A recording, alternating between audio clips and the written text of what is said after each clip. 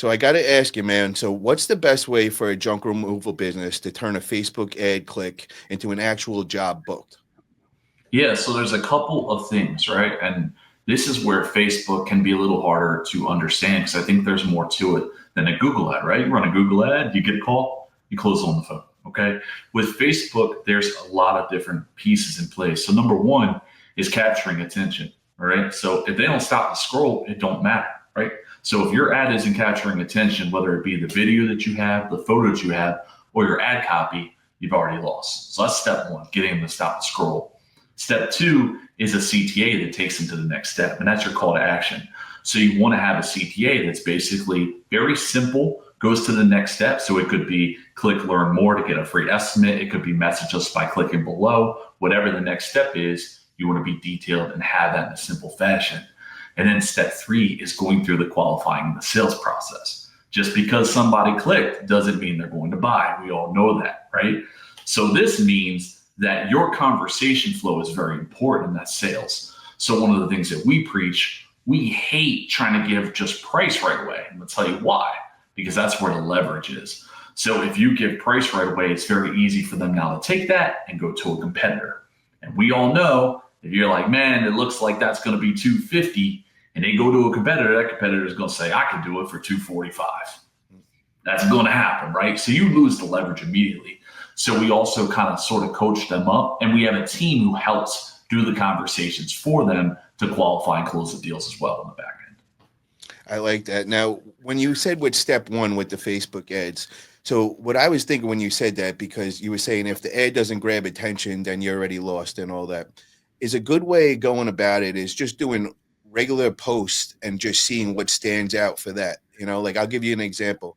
On my page, I was just doing the regular ads and all like everybody else. And, somebody like made mention of it, and they're like, bro, everybody's putting out these same damn ads and you act like you think people are going to actually read it. They just click right through it because it's the same damn boring junk removal list and come pick this up.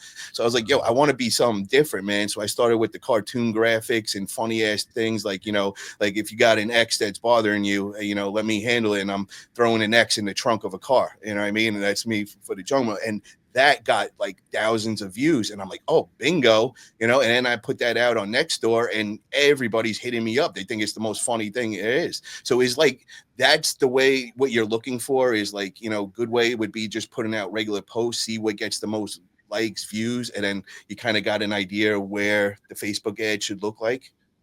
That's a good point to a degree.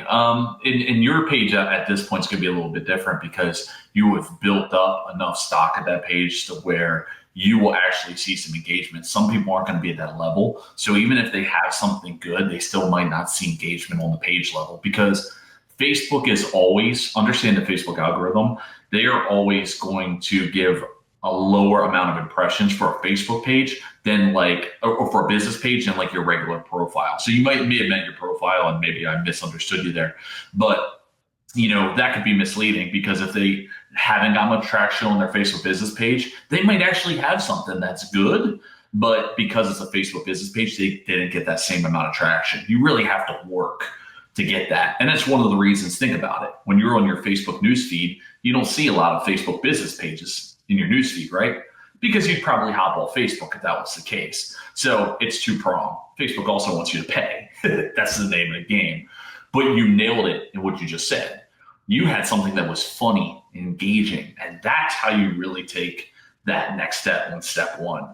Because a lot of times you try and play it too safe. Or like, let me do some before and afters and let me just do what everybody else is doing. Well, that's what they're seeing. So one of the best things to do is you could do it as a boost post test with a smaller amount of money, or you could just run it as an ad with a smaller structure because Facebook ads aren't super expensive. They're not like Google. You don't need to run $80, $100, $200 a day. We got guys who run Facebook ads with us at $20 a day, $30 a day. We got guys who are up at $200 a day. So you can do it with a smaller budget and test it out. Of course, you got to know what you're looking for. But if you have something that's really clicking, you're going to start to see some engagement, both naturally and through the ad. What's generally the return on those? Is it like 2x, 4x? Like what in general do people see on Facebook?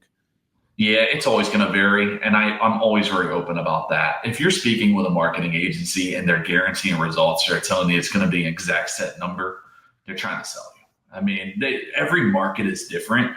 On average, what you really want to see and what we see on average is anywhere from, we don't want to be any lower than a 3X, because remember, a 2X might sound good, but you have to calculate costs, overhead, all that stuff. So a 3X at least starts to give you some wiggle room to start growth, right? And that's not taking into account LTV. That's just short term, which for those who don't know, LTV is lifetime value. So that's somebody who might come back in 6 months or a year. So you really want to be at a minimum 3X. We really want to be at that 5, 6X level, because that's when we're starting to really scale and grow. And that's what we're really aiming for. But every market is going to be different and every strategy is going to be different. So you need to find out what works within your market.